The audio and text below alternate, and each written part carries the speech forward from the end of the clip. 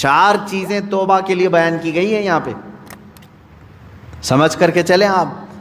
جب کوئی آدمی کسی کفر سے توبہ کرے، نفاق سے توبہ کرے، بڑے گناہ سے توبہ کرے، اس کی 4 منزلیں ہیں۔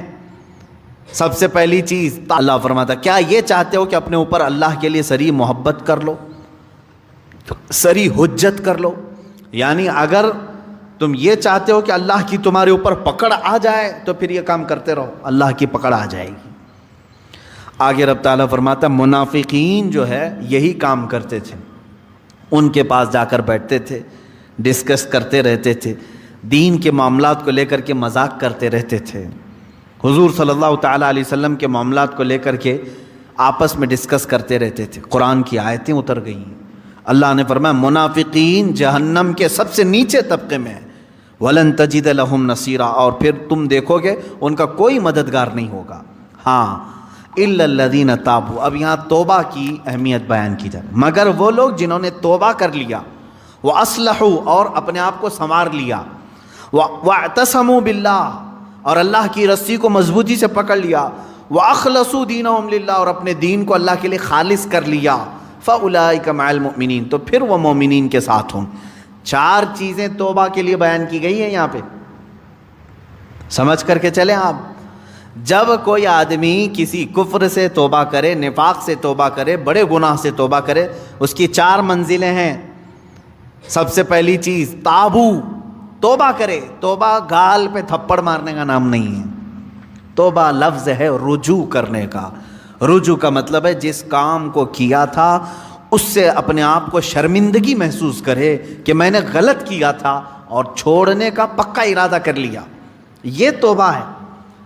کان پکڑنا، گلے گال کو تھپڑ مارنا یہ کوئی ضروری نہیں، نہیں بھی کیا تم نے، سوئے سوئے دل میں ارادہ کر لیا اے اللہ مجھ سے غلطی ہو گئی، میں باز آتا ہوں، یہ توبہ ہو گئی، یہ تمہاری توبہ ہے۔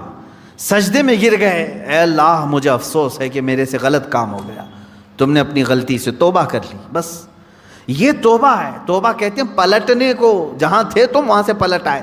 نمبر 1 توبہ کے بعد کیا کیا کرنا ہے؟ وہ اصلحو کا مطلب ہوتا ہے اپنے آپ کو پھر سنوارنا ہوگا تمہیں، مومنین کے ساتھ اگر بیٹھنا ہے تو سنوارنا ہوگا۔ اسی لیے اس آیت کے ذریعے سے مفسرین فرماتے ہیں کوئی اگر توبہ کرتا ہے کسی چیز سے فوراً اس پر اعتبار مت کرو، 6 مہینے انتظار کر کے دیکھو کہ سنورا کہ نہیں سنورا، اپنے آپ کی اصلاح کیا کہ نہیں۔ میاں آج چھوٹی چیز تھپڑ مار لیا، توبہ توبہ توبہ توبہ، اور اس کے بعد پھر کل دیکھا تو پھر وہی ہے۔ کبھی کبھار جو سچی توبہ نہیں کرتا ہے وہ آدمی چند دنوں کے بعد پھر واپس اسی گناہ میں چلا جاتا ہے۔ شریعت نے کہا ہے کہ 6 مہینے اس کا انتظار کریں، 6 مہینے اس کا انتظار کریں، دیکھیں کہ اس نے اپنے آپ کی اصلاح کر لی یا نہیں۔ کچھ لوگ صرف شادی کے لیے توبہ کر لیتے ہیں، صرف شادی کے لیے ایمان لے آ رہے ہیں، یہ بھی معاملات ہے۔ تو یہاں پر بھی حکم ہے، ٹھیک ہے ایمان لائے، میں اس کا انکاری نہیں ہوں۔ کوئی لڑکی ایمان لے آئی، کوئی لڑکا ایمان لے آیا، اسلام میں داخل ہوئے ہیں، تو حکم تو یہ ہے کہ 6 ماہ اس کا انتظار کرو، دیکھو کہ حقیقت میں اس نے اپنے آپ کو سنوار لیا کہ نہیں۔ ارے ادھر صبح توبہ کیا، دوپہر میں نکاح کی محفل بیٹھ گئی، پھر شام میں پتہ چلا کہ ہو گیا، اب واپس چلو اپنے دھرم میں، یہ تو دھوکہ دینا ہوا۔ تو اصلاح کرنا اپنے آپ کی، یہ توبہ کی دوسری منزل ہے۔ تم ایمان والوں میں کب شامل کیے جاؤ گے؟ پہلے نمبر پر توبہ، دوسرے نمبر پر اپنی اصلاح۔ وہ یوں ہی سمجھ لیں زخم ہو گیا تھا، ہاتھ میں زخم ہو گیا تھا، پھوڑی ہو گئی تھی، پھٹ گیا، گئے ڈاکٹر کے پاس، کس کام کے لیے؟ علاج کے لیے۔ اب وہاں 2 چیزیں ہیں، 2 چیزیں، پہلے تو اس کو صاف کر کے وہ پٹی باندھے، پہلے تو صاف کر کے پٹی باندھے، اس کے بعد پھر دوائی بھی دے کہ جو کمزوری آئی ہے وہ دور ہو سکے۔ دونوں میں خالی ایک ہی کیا، خالی دوائی لے کر کے آیا، زخم کو نہ پوچھا نہ کچھ نہیں، تو زخم تو باقی رہا اور دوائی کھا رہے ہو۔ یا زخم کو تم نے سب پوچھ دیا لیکن دوائی کھائی نہیں، تو بھی چنگا ہونے میں، بھلا ہونے میں ٹائم لگتا ہے۔ اسی طرح سمجھ لیں کہ گناہوں سے توبہ کر لیا، پٹی باندھ لیا، اصلاح کرنے کے لیے نمازوں کی کثرت کرو، خیرات کی، یہ گولی کا کام کرے گی، تمہارے جسم کے اندر اصلاح پیدا ہو جائے گی۔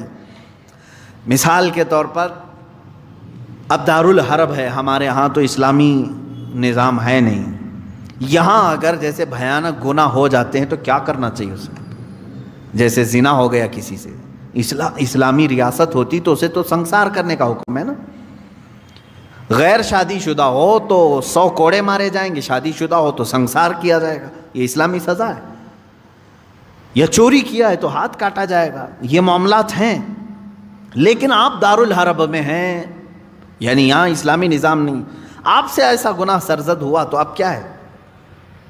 اس کے لیے اسلام نے یہ نظام رکھا ہے کہ تم سب سے پہلی چیز توبہ کرو، توبہ کرو، اس بھیانک گناہ سے توبہ کرو۔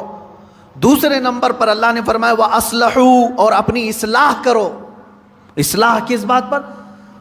پہلے سے زیادہ نمازوں میں آؤ، نفل کی کثرت کرنے لگ جاؤ، خیرات کرو، صدقہ دو، محفلوں میں بیٹھو، تسبیح ہاتھ میں لے لو، کیونکہ جو ڈیمیج کیا تم نے اپنی روح کو، اس کو اتنا بینڈیج تو لگانا ہی پڑے گا، اس کی اصلاح تو ضروری ہے۔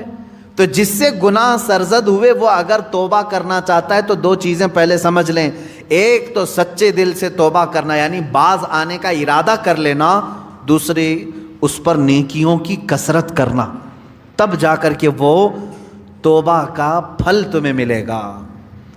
ہاں بعض جگہوں پر میں نے دیکھا ہے، دیہاتوں وغیرہ میں وہ لوگ کسی لڑکے اور لڑکی کے معاملے کو دیکھتے ہیں کہ یہ غیر شادی شدہ تھے اور چلے گئے اور ساتھ میں رات بتا کر کے آئے، تو ان کو پکڑ کر کے جماعت والے بٹھاتے ہیں۔ اسلامی سزا ہے نہیں، آپ دے نہیں سکتے۔ اور بعض دیہاتوں میں نے دیکھا ہے کہ جھاڑو لے کر کے اس کو مارتے ہیں، یا ٹاول کو لپیٹ کر کے اس کو مارتے ہیں۔ یہ مذاق کر رہے ہو اسلامی نظام کا؟ مذاق ہے اسلامی نظام کا؟ وہ تو حضرت ایوب علیہ السلام کی بیوی کے لیے اترا تھا قرآن پاک میں۔ حضرت ایوب علیہ السلام نے قسم کھا لی تھی اپنی بیوی کے بارے میں کہ وہ شیطان کے پاس گئی تھی، اگر میں صحیح ہو جاؤں تو تجھے 100 کوڑے ماروں گا۔ آپ صحیح ہو گئے، 100 کوڑے مارنے والے تھے، لیکن وہ بیوی بڑی نیک شعار تھی۔ اللہ نے حکم فرمایا جبرائیل امین کو، جاؤ ایک جھاڑو جس میں 100 کاڑیاں ہوں وہ ایوب کو دے دو اور کہو کہ ایک بار اس سے اپنی بیوی کو مارے، ان کی قسم پوری ہو جائے گی۔ یہ قرآن میں ہے۔ وہ ایوب علیہ السلام کی بیوی کے لیے یہ بات اتری تھی۔ تو میں نے کسی گاؤں کے متولی صاحب کے متعلق یہ سنا کہ وہ بھی 100 کاڑیوں کی جھاڑو لے کر کے اس لڑکے کو مارتے ہیں جو لڑکی کو بھگا لے جاتا ہے، اور کہتے ہیں 100 کوڑوں کے برابر ہو گیا۔ اور اگر 100 کوڑے مارو گے تو پھر اگلا دن آپ کے کوڑے پڑنے کا آ جائے گا، یہاں نہیں مار سکتے۔ یہاں صرف یہ ہے کہ سچی توبہ کی اسے تلقین کی جائے، رو رو کر کے تو توبہ کرے، اس کے بعد اپنی اصلاح کرے۔ اپنی اصلاح کیسے؟ نیکیوں کی کثرت کرے۔ پہلے نماز کم پڑھتا تھا تو اب زیادہ کر لیں، نفل نہیں تھے تو نوافل کی زیادہ تعداد کر لیں، درود مبارکہ آیت کریمہ کا ورد زیادہ کرے۔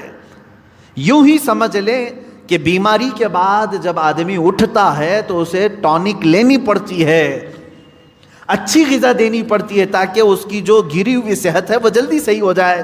گناہ کرنے کے بعد بندے کی روح اسی طرح بیمار ہوتی ہے، توبہ کے بعد اسے ٹونک دینے کے لیے نیکیوں کی کثرت ضروری ہے، وہ نوافل کی کثرت کرے۔ نمبر 3، وَاعْتَصَمُوا بِاللَّهِ، اللہ کی رسی مضبوطی سے تھام لے۔ یہ اللہ کی رسی ہے کیا؟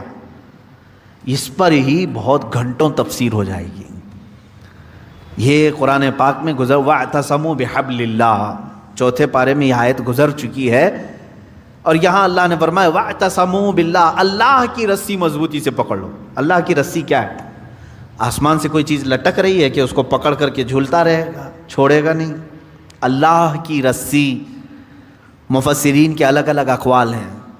قرآن پاک اللہ کی رسی ہے، اسے جو تھام لیا گویا کہ وہ اللہ کی رسی کو پکڑ لیا۔ رسول پاک صلی اللہ تعالیٰ علیہ وسلم کی ذات اللہ کی رسی ہے۔ حضور صلی اللہ علیہ وسلم کو جو تھام لیا، ان کی تعلیمات کو، وہ اللہ کی رسی کو پکڑ لیا ہے۔ اہل بیت اطہار جو رسول اللہ کی آل ہیں ان کو کہا گیا ہے کہ وہ اللہ کی رسی ہیں، ان کو جو تھام لیا وہ اللہ کی رسی کو پکڑ لیا۔ اہل اللہ جو ہیں اولیاء کاملین یہ اللہ کی رسی ہیں، ان میں سے کسی کو اس نے تھام لیا وہ اللہ کی رسی کو پکڑ لیا۔ تو توبہ کرنے کے بعد اور دو چیزیں ایکسٹرا ہو گئی، ایک اصلاح، دوسرے نمبر پر اللہ کی رسی کو پکڑنا ہے، یعنی قرآن لے لو۔ قرآن کو لے لینے کا مطلب یہ نہیں ہے کہ پکڑ کر کے زندگی بھر رہے، قرآن کی تعلیمات پر چلے، قرآن سے لگاؤ اور محبت بڑھا لے اور اس کی تلاوت کثرت سے کرے، یہ اللہ کی رسی ہے۔ حضور پاک صلی اللہ علیہ وسلم سے محبت زیادہ کر لے، وہ اللہ کی رسی ہے۔ اور یہ ایک بات یاد رکھیں، میں آپ سے کہتا ہوں یہاں میرے پاس ایک رسی ہے، ایک اس کا سرا، ایک کونا میرے پاس ہے، ایک باہر، اور آپ نے اس رسی کو پکڑ لیا، اور جب میں رسی کھینچوں تو سیدھے آپ کس کے پاس آئیں گے؟ میرے پاس آ جائیں گے، بلا تشبیہ و بلا تمثیل۔ اللہ نے قرآن میں فرمایا اللہ کی رسی کو پکڑ لو، یعنی اللہ رب العزت کی جو رسی ہے وہ خود خدائے قدیر و جبار کے دست قدرت میں ہے، اور اس رسی کا ایک سرا، ایک کونا دنیا میں ہے، وہ رسول پاک کی شکل میں ہے، اہل بیت اطہار کی شکل میں ہے، قرآن عظیم کی شکل میں ہے۔ ان کو جس نے پکڑ لیا، جب رب تبارک و تعالیٰ سارے لوگوں کو کھینچے گا تو تم وہیں جاؤ گے جہاں یہ اس رسی کا دوسرا کنارہ ہوگا۔ اسی کو کہتے ہیں اللہ رب العزت تک پہنچنے کے لیے اس کی رسی کو تھام لینا، یعنی اہل اللہ اولیاء کاملین سے وابستہ ہونا، قرآن پاک سے اور رسول پاک کی زندگی سے وابستہ ہونا۔ تین چیزیں میں نے گنا دیا توبہ کے لیے۔ وَأَخْلَصُوا دِينَهُمْ لِلَّهِ، چوتھی چیز ہے اپنے دین کو اللہ کے لیے خالص کر دینا، پیورٹی والا دین۔ یہ وہی شادی کرنے والے لوگوں کے لیے ہے، جو شادی کے لیے دین میں آئے تو اللہ فرمانا نہیں، اللہ کے لیے دین میں آؤ، اللہ کے لیے توبہ کرو۔ بعض لوگوں کو دیکھا گیا کہ بھائی بہت زیادہ آوارہ گردی کرتا تھا، میں تو بیٹی نہیں دوں گا اس کو، کہا 4 لوگوں کو لے آؤ میں توبہ کرتا ہوں۔ توبہ توبہ توبہ توبہ، ہو گئی توبہ۔ اس کے بعد اس کی بیٹی کو لینے کے لیے تم نے 4 لوگوں کے پاس توبہ کیا۔ میرے عزیزوں، اب توبہ کے اصول آپ سیکھ لو۔ اس نے توبہ کس کے لیے کیا؟ ایک خاتون کے لیے۔ اللہ فرما رہا ہے اللہ کے لیے آ جاؤ، یہ آج تیرے نکاح میں ہے، کل پھیکی پڑ جائے گی، لیکن اللہ رب العزت تو ہمیشہ رہنے والا ہے۔ یہ ان لوگوں کے لیے بھی تھا جو دائرہ اسلام میں داخل ہوتے تھے۔ جیسے ہجرت کے متعلق حضور صلی اللہ علیہ وسلم نے فرمایا جس نے اللہ اور اس کے رسول کے لیے ہجرت کی اس کا ثواب بے حساب ہے۔ ہجرت کا مطلب ایک وطن چھوڑ کر کے دوسرے وطن گئے، جیسے مکہ چھوڑ کر کے صحابہ مدینے گئے تھے، کس کے لیے گئے تھے؟ اللہ اور اس کے رسول کی محبت میں گئے تھے۔ ایک صحابی جو ہے وہ مکہ سے نکلے، ان کی منگنی ہوئی تھی مدینے کی لڑکی سے، مدینے کی ایک لڑکی سے ان کی منگنی ہوئی تھی۔ وہ سفر کر کے آ گئے، انہوں نے سوچا شادی بھی ہو جائے گی، ہجرت بھی ہو جائے گی، ثواب کا ثواب ہے، گھر کا گھر بھی ہے۔ شادی ان کی مدینے میں ہونی تھی، سسرال مدینے میں، اور مکہ سے ان کو ہجرت کرنے کا ثواب بھی لینا تھا، لیکن وہ ہجرت کر کے آئے۔ تب اللہ کے نبی صلی اللہ علیہ وسلم نے یہ حدیث بیان فرمائی، جس کی ہجرت جس غرض سے ہوئی اسی غرض میں مانی جائے گی۔ جو اللہ اور رسول کے لیے ہجرت کر کے آئے تھے اس کا ثواب بے حساب ہے، اور جو شادی کے لیے ہجرت کر کے آئے تھے تو یہ شادی کا ہی مانا جائے گا، یہ شادی کا۔ بعض لوگ ہجرت کر کے مائگریٹ کر کے دوسری کنٹریز میں آج گئے ہوئے ہیں، وہ اپنی روزی روٹی کے لیے گئے ہوئے ہیں، اس ہجرت کا ثواب نہیں ہے۔ اپنے دین کی حفاظت کے لیے اور اللہ کی رضا کے لیے اگر کوئی ہجرت کیا ہے تو اس کا ثواب ہے، بہت بڑا ثواب ہے۔ مثال کے طور پر برما کے لوگ جو ہجرت کی ہیں، ان کے اوپر آفتیں تھیں، مصیبتیں تھیں، اور ان کے اوپر دین تنگ کر دیا گیا تھا، اور وہ وہاں سے گھر چھوڑ کر کے ہجرت کر کے اگر کسی دارالاسلام میں گئے ہیں تو ان کو وہی ہجرت کا ثواب ہوگا جو صحابہ نے ہجرت کی تھی۔ یہ ثواب ہے کیونکہ وہ اپنے دین کی حفاظت کے لیے ہجرت کیے تھے۔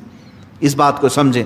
4 چیزیں یہاں پر بیان ہوئی ہیں توبہ کے متعلق جو لوگ ایمان والوں کے ساتھ اٹھایا جانا اپنے آپ کو پسند کرتے ہیں، وہ سب سے پہلی چیز اپنی پرانی چیزوں سے، نفاق تھا یا کفر تھا یا بھیانک گناہ تھے، پہلی چیز توبہ کرے، دوسری چیز اصلاح کرے، یعنی جو ڈیمیج ہوا تھا اس کو صحیح کرے۔ کیسے؟ نیکیوں سے، نمازوں سے، تسبیحات سے۔